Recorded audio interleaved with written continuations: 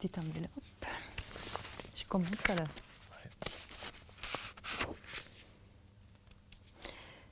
D'où vient votre désir de théâtre et ou des danses? Alors il faut dire que j'ai commencé d'abord en dansant parce que depuis tout petite j'ai pratiqué la gymnastique rythmique. Et c'était peut-être la première fois où je montais sur une scène, même si c'était des scènes sportives. Et à partir de ce moment-là, je pense qu'il vient mon désir de la scène et du théâtre en particulier. Moi, je vais prendre une question suivante. Pour vous, l'inspiration, c'est quoi? Est-ce qu'on peut la bousculer? Alors, comme je suis dans la voix et dans le chant, moi, je fais un lien direct entre l'inspiration. Là, je pense que c'est le sens de la question.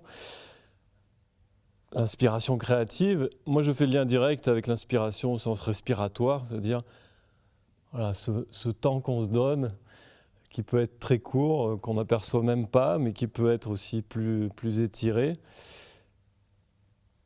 pour ensuite voilà, aller dans quelque chose, expirer, exprimer quelque chose. Moi, je le connecte vraiment de cette façon assez littérale, ouais, sans aller forcément vers des choses très éthérées de l'inspiration artistique. Tu veux répondre à celle-là aussi ou... Oh, une autre. Une autre, ok. Allez, on essaye. On mélange. Ah, mais voilà. Ce qui vous fait le plus rire? Ben voilà, bonne question. Les choses absurdes, tout ce qui passe par les corps, une chute, et oui, ce type des accidents, mais pas des accidents dramatiques, des accidents rigolos. Le burlesque. Le burlesque. Tout ce qui est mécanique du corps qui déraille ou Oui. quelque chose comme ça, quoi. Oui, ou des maladresses, ou des choses un peu inattendues. Un père, une mère tutélaire dans ce métier. Alors, c'est pas vraiment un père, mais c'est une figure, pour moi, centrale dans l'approche de la voix, dans le chant, mais aussi dans le théâtre et dans la danse et dans la performance. C'est Roy Hart, un acteur d'origine sud-africaine qui est allé à Londres et qui ensuite a créé une troupe de théâtre qui s'appelle le Roy Hart Theatre et qui a fait des explorations vocales assez extraordinaires, encore maintenant, enfin qui datent des années 60, mais qui encore maintenant, je trouve, s'écoutent comme une sorte d'exploration de toutes les étendues de la voix. Et oui, pour la même question, du coup, donc une personne qui m'a marquée pendant mon adolescence et qui s'appelle Eduardo Díaz Espinosa, un écrivain de ma ville, Antofagasta, qui avait vécu la dictature et qui nous expliquait à un groupe des jeunes de l'époque tout ce qui s'était passé pendant cette période-là. Je n'avais que 16 ans et on faisait partie d'une sorte de cercle, un cercle d'art Manuel Durán Díaz. Et c'est dans cet espace créatif où j'ai rencontré plein de jeunes de mon âge et même plus vieux. Et j'ai commencé donc à écrire. Maintenant, je n'écris plus, mais j'avais commencé à écrire à cette époque-là et à faire de la performance. Et lui, il a été un père dans plein de sens. Tutélaire, voilà, peut-être, du tutélaire. coup. Ok, tiens, je te laisse.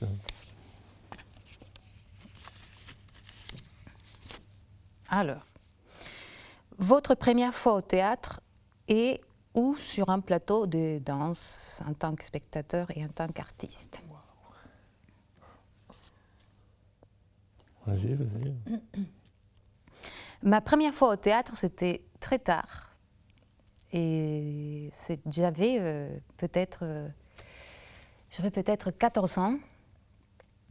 Et les théâtres commençaient à ouvrir dans ma ville, donc au désert d'Atacama. Et je suis allée voir une troupe très importante de mon pays qui s'appelle La Tropa, assez connue aussi en France pendant les années 90 au Festival d'Avignon. Et c'était terrible parce que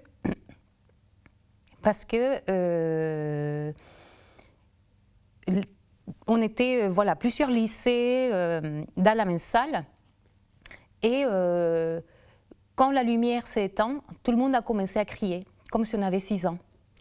Et même pendant les spectacles, c'était un comportement assez terrible. Et du coup, la troupe a arrêté de jouer et ils n'ont pas continué à jouer. Et pour moi, ça a été une très grande frustration. Et j'étais très fâchée auprès de mes camarades. Mais ça m'a donné envie de faire du théâtre. Voilà. Ah, et en tant qu'artiste En tant qu'artiste, 1998, au théâtre de l'Université catholique au Chili, avec une pièce qui s'appelait La visite de la vieille dame de Durémat. Voilà. Et c'était comment? Et c'était super. J'avais un tout petit rôle. Dans ce spectacle. Et c'était des très grandes... comment dire? On jouait presque tous les jours. Du coup, c'était un énorme apprentissage de pouvoir jouer comme ça tous les soirs. C'était assez sportif. Et puis, pendant un semestre, je ne sais pas, on faisait des centaines de dates comme ça, une après l'autre. Des centaines de dates. Dizaines de dates. Ouais. Et du coup, c'était assez formateur pour moi. Moi, je peux peut-être répondre en tant que spectateur. Parce que la première fois où j'ai été au théâtre, enfin que ça m'est resté comme souvenir fort, c'était le Footsbarn Théâtre. Et je crois que c'était à Clermont. Et surtout, ce qui m'a marqué, c'était sous chapiteau. Alors que d'habitude, on allait dans un chapiteau, pour moi, c'était le cirque, en fait, avec les lions, encore à l'époque, il y avait ce genre de choses. Et là, de voir le même espace, la même disposition du public, mais par contre avec des types et des femmes qui déclamaient du Shakespeare en hauteur ou en faisant des acrobaties, ça me paraissait complètement absurde, quelque part. Je ne comprenais pas ce qui se passait, en fait. Et c'est ça qui m'est resté. Après, j'ai dû, je pense, faire des connexions petit à petit, mais sur le moment, ça m'a laissé complètement ébahi, parce que oui, c'était comme s'il y avait une déconnexion entre le spectacle habituel de ce genre d'espace et puis là, ce qui était proposé. Donc ça m'a peut-être ensuite amené, en tant qu'artiste, vers des formes un peu bizarroïdes, un peu hybrides aussi. En tout cas, ça m'est resté jusqu'à maintenant.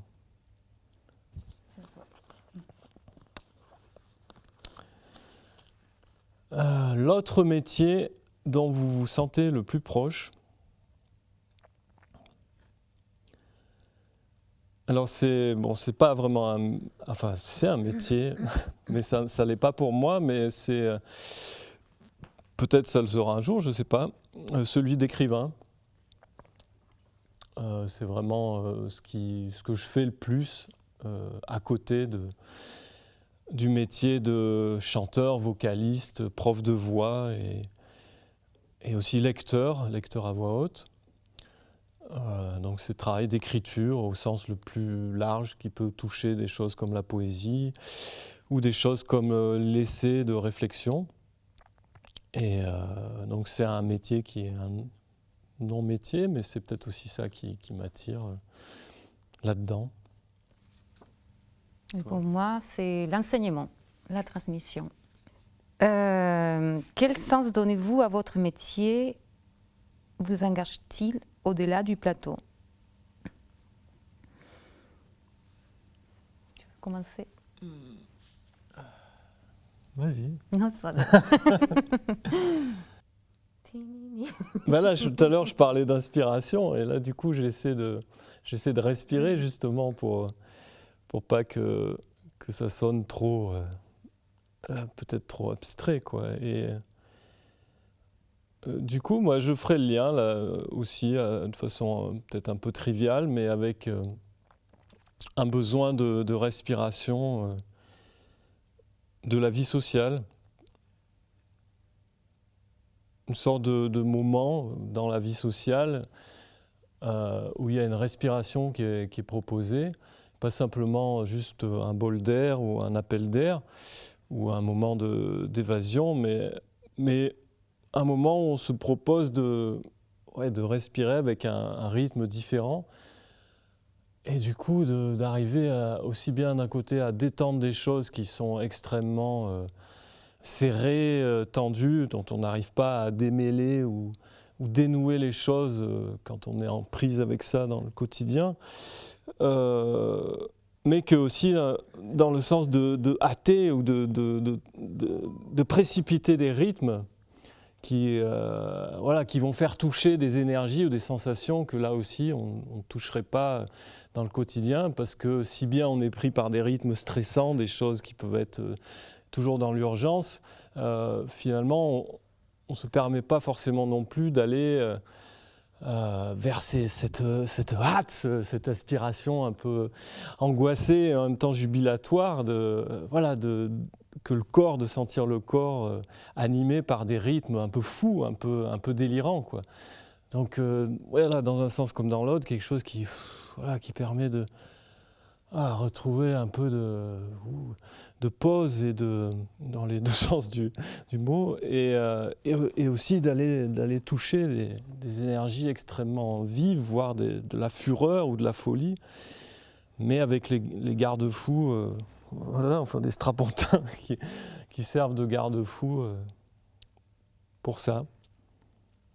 Donc c'est un sens peut-être un peu excessif, mais après, du coup, engage-t-il au-delà du plateau? Moi, je ferai le lien avec ce que tu as dit. Tu as parlé d'un autre métier tout à l'heure, l'enseignement, la transmission liée à ce métier-là de la scène. Moi, je ferai le lien avec ça, quoi. Et du coup, avec cette façon de respirer différemment, quand on fait des ateliers de voix ou quand on fait des ateliers d'expression corporelle, enfin pour ma part en tout cas, voire de percussion corporelle. Très bien. Bravo.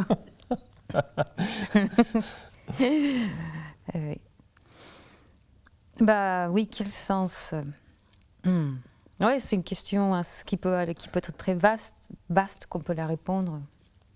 Il y a un sens parce que effectivement on est mené par la passion de la création. Les sens, il vient aussi de la réflexion, de la perception qu'on a du monde, de ce qu'on a envie de démontrer, ou de ce qu'on a envie de faire sortir de nous, ces regards artistiques sur un plateau.